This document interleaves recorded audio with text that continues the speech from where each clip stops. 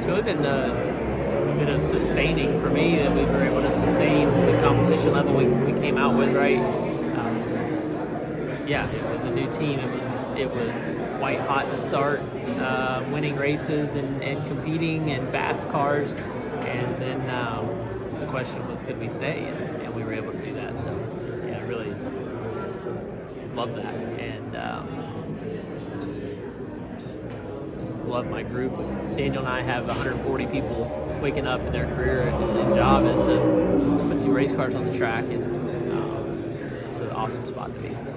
How do you look at moving forward? You've got SVG in the mix, Zane Smith is kind of in the works and a pipeline with you guys too.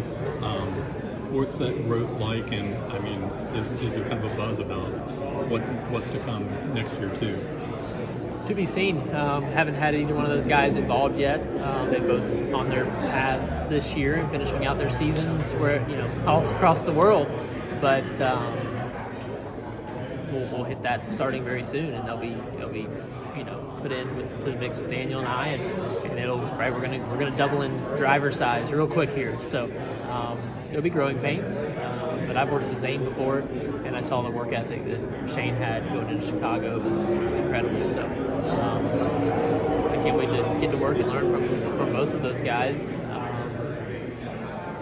Obviously, we all wanted them on the team, and we got them. Ross, have you gotten a chance yet to just start analyzing what you might not have had this year in the playoffs versus last year? Do you feel like it was a particular type of track that hurt you this year? Do you feel like it was an overall lack of speed? Where you guys feel like you were a little bit more off this year compared to 2022?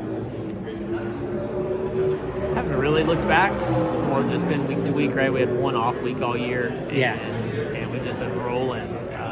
So there's definitely a lot of times as we're preparing that I flash back and remember last year, because last year was the first for me. A lot of first time competing week in and week out, a lot of first time in the playoffs, right? All those nerves, all those things. And so this year I was having flashbacks. Even this weekend I've had flashbacks since I flew out here about what I went through last year and the differences this year, and really just observing it, not really getting too excited or too down, just observing what I went through last year and what I went through this year. And I've done a lot of observing this year.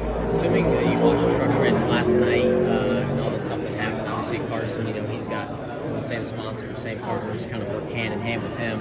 Do you think you're going to talk to him, maybe have some conversations about what happened last night, considering your professional auto experience?